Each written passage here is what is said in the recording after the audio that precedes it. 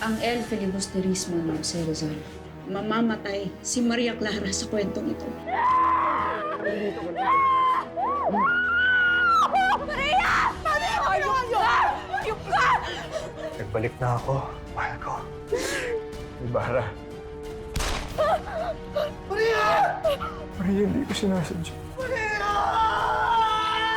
Ikaw na ang susunod, Ibarra. Anak ng diablo. Pagbabago ang aking hangad. Ang paghihimagsik ng bayang ito. Huwag mong ituloy ang binabalak mo. Dahil hindi magiging maganda ang ending. Nakasulat yon sa libro. Now I don't want anything to do with that book ever again. Mabuti pa at mabawi mo na ang librong iyon, Ate Clay. Dahil mayroong dagdag kababalaghan ang nangyari sa librong iyon magmula nung ibinigay mo siya sa akin. Ngayon na ang tamang panahon upang kayo magpaalam na. Tungo, Ibarra. Hanggang sa uli, ubus na sa pagmamahal ng anak ng Diablo. Nalate ako. Nangyari na ang chapter ni Kapitan. Nakikiramay ako, Basilio. Nang dahil sa lason na yun, nawalan ako ng pangalawang ama. Ang sabi ni Basilio, babalik lang daw sa nakasulat kung nangyari na. Kung hindi pa nagaganap, pwede pang mapigilan. At pwede pang magbago. Bakit niyo ako hinuhuli? Wala akong ginagawang masama! Gawang masama po!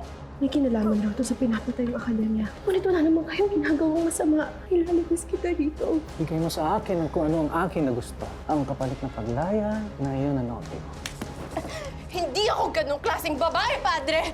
Sinusubok mo ang akin na pasensya! Basilio! Basilio!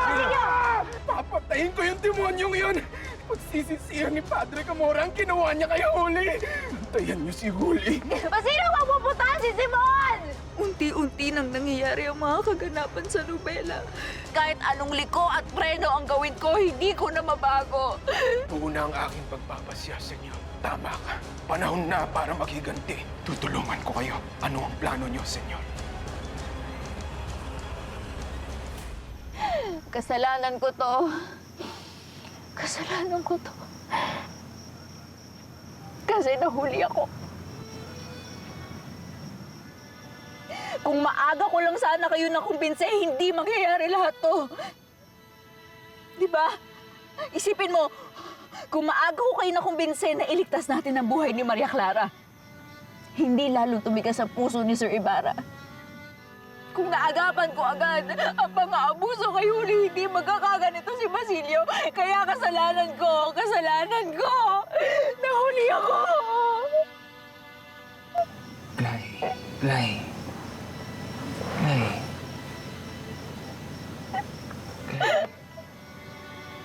Huwag mong hatulan ng iyong sarili.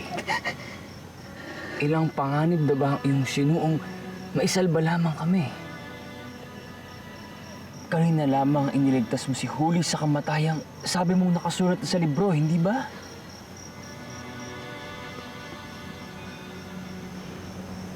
At dinuktungan mo ang aking buhay, Binibini.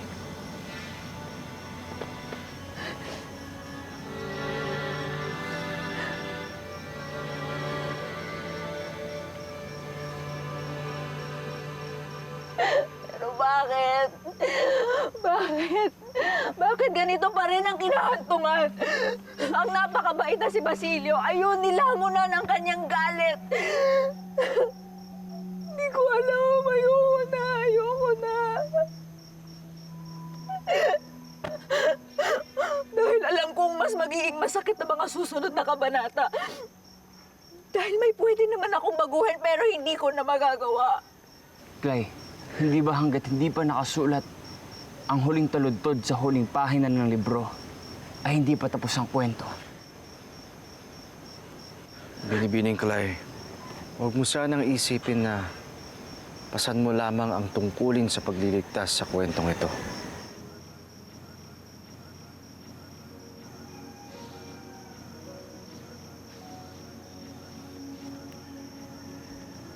Hindi mababago ng iisang tao lamang ang kapalaran ng isang bayan. Lahat tayo ay kayang baguhin ang kwento.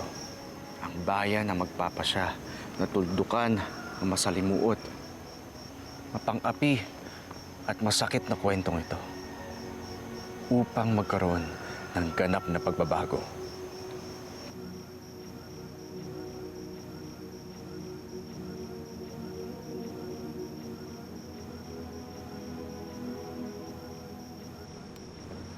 Sa nalalapit na araw na may kasalang magaganap, nadadaluhan ng mga deklaseng tao ng Maynila. Ang piging ay magaganap sa bibiling kong bahay ni Kapitan Don Tiago. Ang bahay na ba to sa Binondo? Ang tahanan ng aking Maria.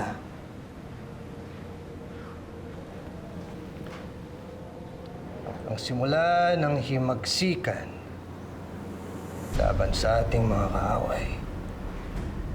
Ang lamparang ito ay magsisilbing liwanag sa gabing iyon. Walang kaalam-alam ang lahat na ang lampara ay nagtataglay ng nitroglycerina.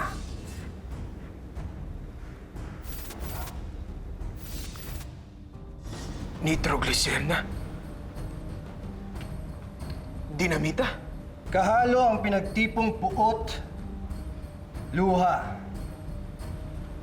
Walang katarungan at pagturusang.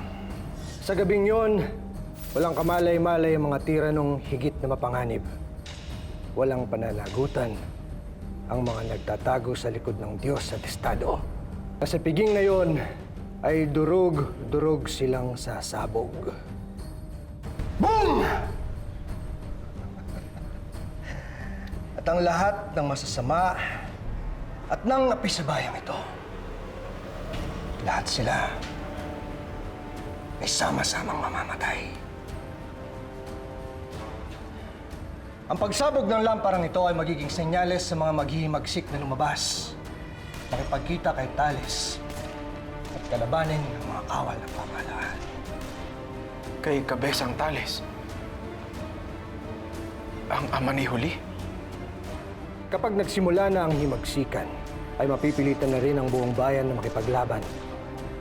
At ikaw, Basilio, ang mamumuno sa kanila para tumungo rito at kumuha ng mga armas. Ngunit, hindi ko ho alam, Senyor, kung saan niyo ko kakailanganin, kung nakalatag na ho ang inyong plano. Sasalakayin natin ang mga kaaway. At ang sino mang tatanggi sa himagsikan at tututol na humawak ng mga armas, lahat ay papaslangin. Lahat?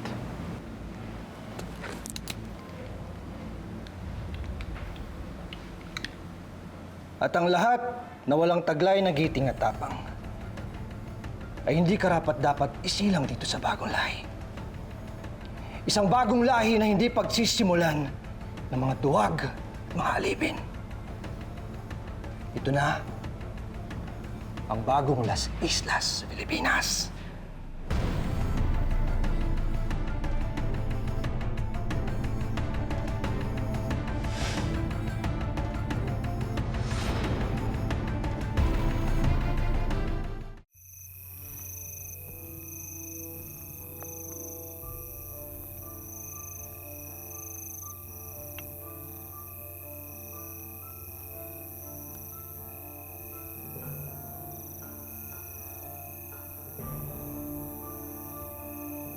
Elias! Magpakita ka, Elias!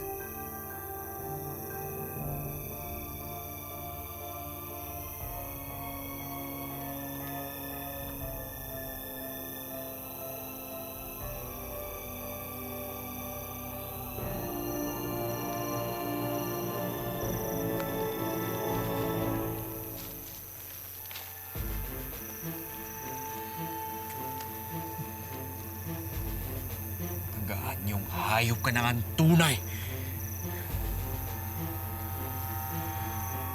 Magandang gabi rin sa'yo, Elias.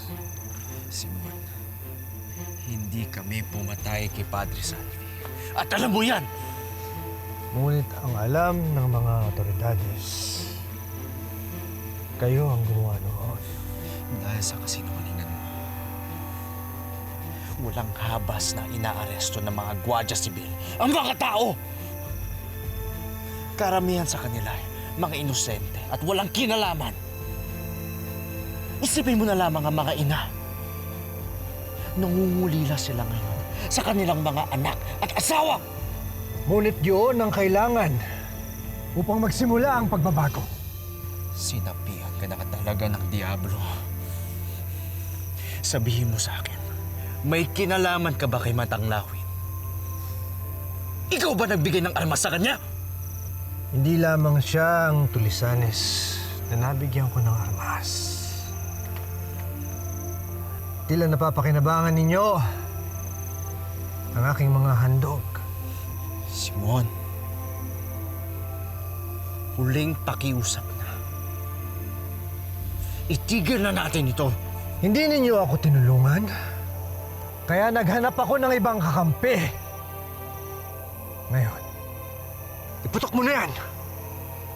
Ngayon din, para magsimula na ang kaguluhan.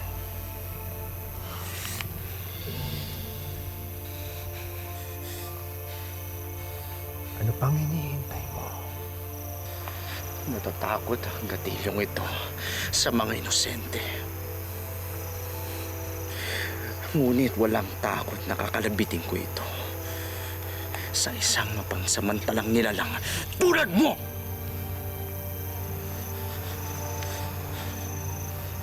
Sa tingin mo ba ay mapipigilan yan ang lahat ng mga plano ko, Elias? Nakalatag na sila ng maayos, Elias. Kaya ano pang hinihintay mo?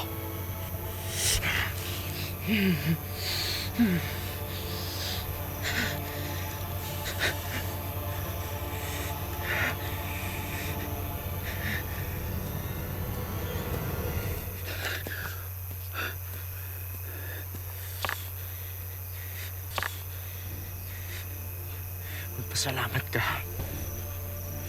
Hindi ako demonyo tulad mo!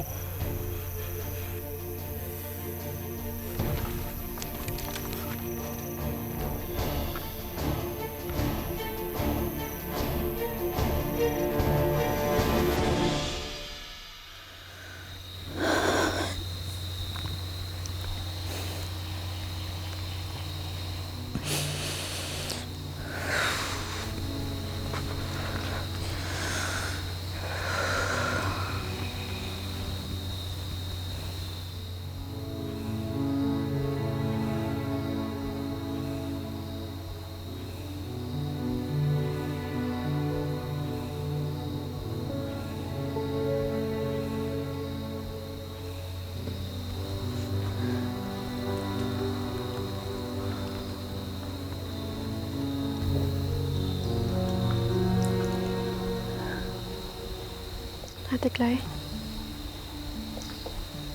Oli, madaling araw na. Hindi ka makatulog?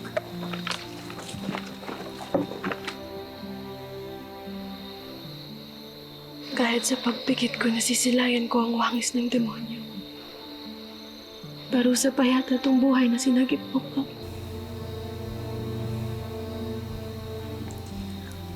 Magiging grasya at biyaya ang buhay na yan. Pag nasingin na natin ang demonyong yun sa ginawa niya sa'yo.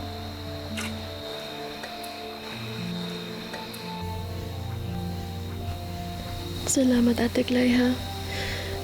Sinamahan mo kami ngayong gabi rito ni Lolo. Hanggat nandito kami, pwedeng-pwede kitang samahan. Alam ko hindi mawawala ang takot at sakit na nararamdaman ng Uli.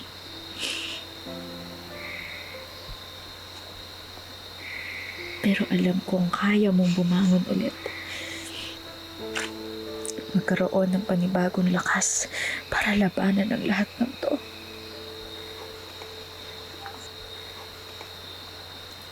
Kahit mahirap. Kahit parang ayaw mo na. Wag na wag mong susukuan ang buhay.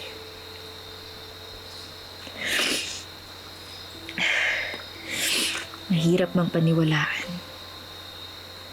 Pero alam mo bang nakasulat sa libro ang kwento mo?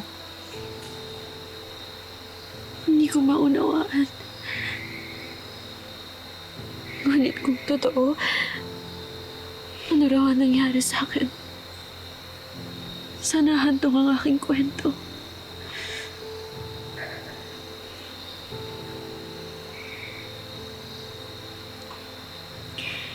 Sa libro kasi, natuloy ang pagtalon mo sa simbahan.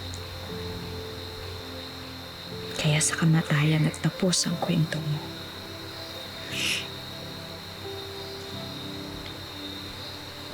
Pero tignan mo ngayon. Nandito ka. Buhay na buhay. Dahil pinili mong hindi sumuko kanina.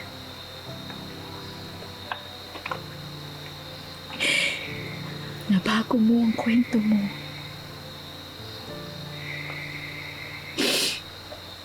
Kaya ang mga susunod na mangyayari sa'yo ay sa'yo rin nakasalalay.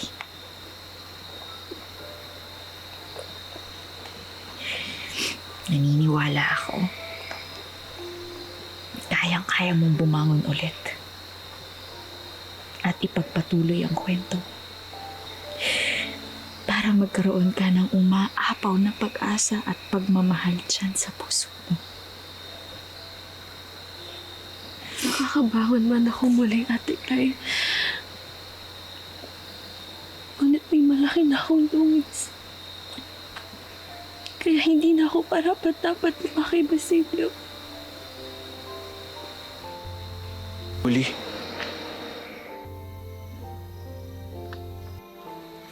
Basilio.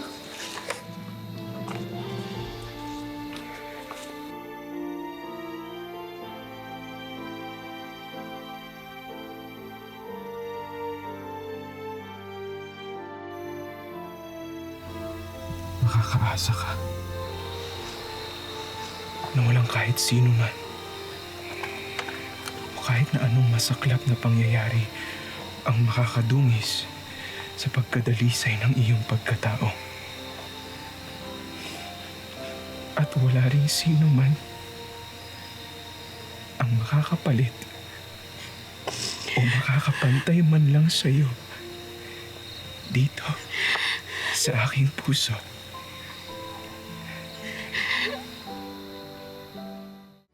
Ngunit saan ka ba galing? Totoo ba? Narinig ko ang mga usapan niyo kanina. Sasali ka sa himagsikan na nais ni Senyor Simon.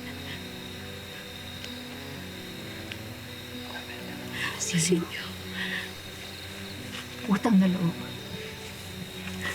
Pag-isipan mong mabuti ang pagtulong kay Sir.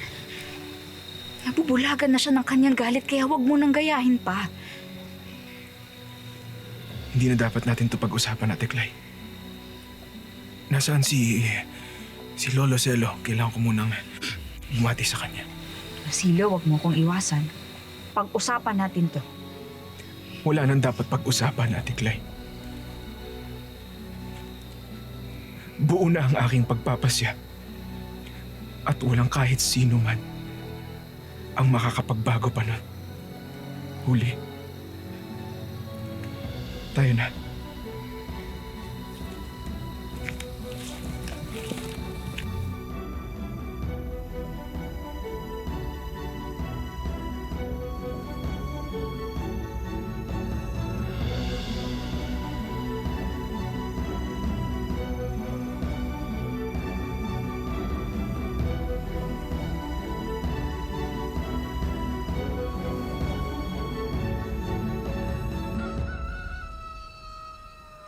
Tuluyan na nga nagpasakop si Basilio kay Simon. Sinubukan siyang pigilan ni Binibiniglay. Ngunit ang tigas niya. Ayaw niyang makinig. Ni ayaw silang kausapin ni Huli patungkol doon. Nasaan na ngayon ang binata? Palagay namin nagbalik na siya kay Simon upang isagawa ang kanyang plano na naikwento sa atin ni Clay. Ang lampara. Malinaw ang binimithi ng Senyor. Puputok na ang puwersa ng mga suwing palad laban sa puwersa ng mga mapangapi. Kaya kailangan ninyo sumama sa amin.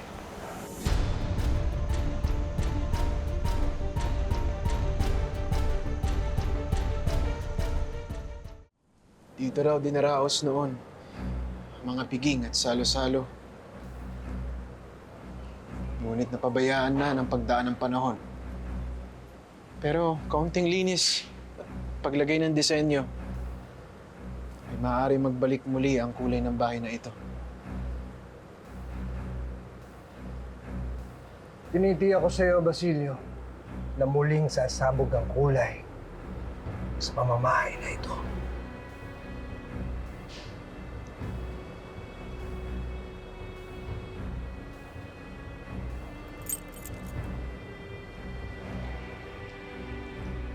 Maaari ba silipin mo sa baba kung nandiyan na sina Senyor Quiroga?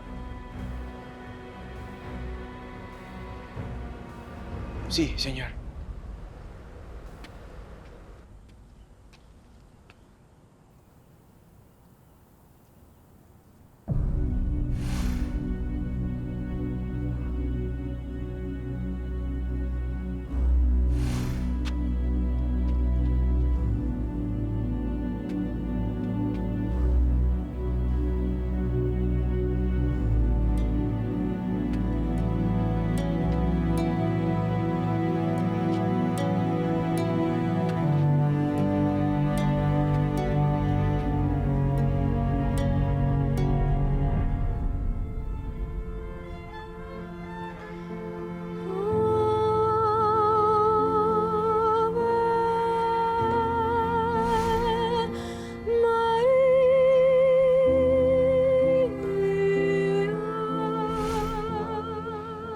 Nakauwi na ako sa iyo, Maria.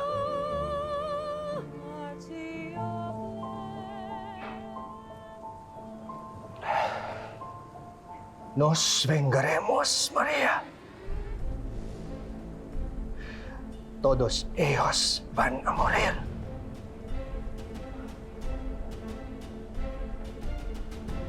Los mataré a todos.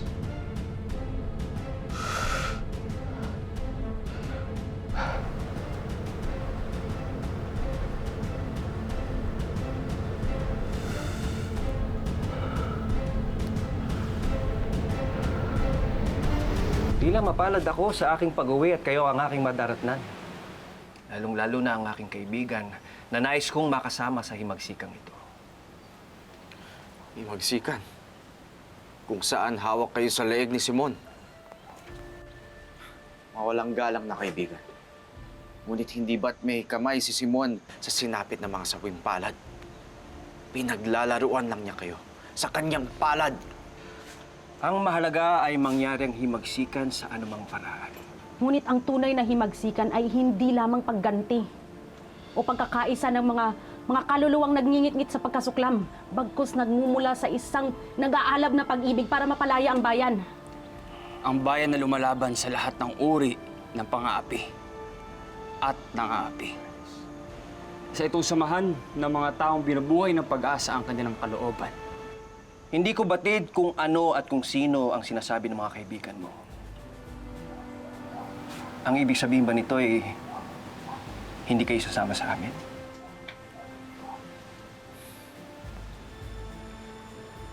Kaibigan, ang pagbabagong kailangan natin ay magpapabuti sa ating bayan na inapi at inalipin. Hindi yung magsisilang ng mga halimaw. Tawarin ninyo ko, ngunit mamamatay ang sino mang hindi susunod. Tay!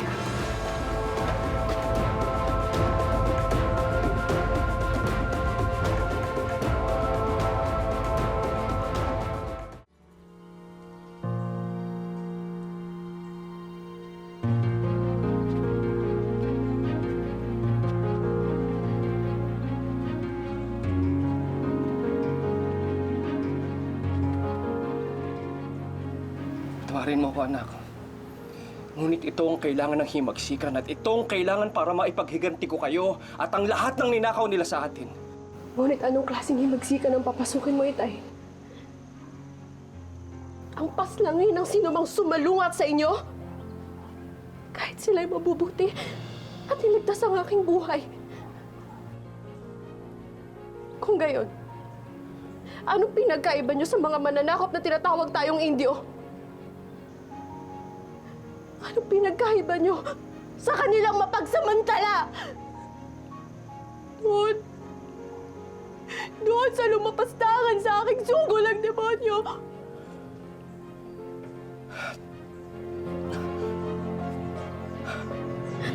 Nauubusan na tayo ng panahon. Sinaklay kaya? Malamang ay nasa paglalakbay pa rin sila ni Hernando patungong Maynila. Kung gayon na isunduin na natin ang ating mga kasama at sumunod na rin tayo. Mga kaibigan, mababago pa rin natin ito. Gawin natin ang lahat upang mailigtas at ibalik sa atin si Crisostomo Ibarra. Tayo na. At may kasal pa tayong dadaluhan.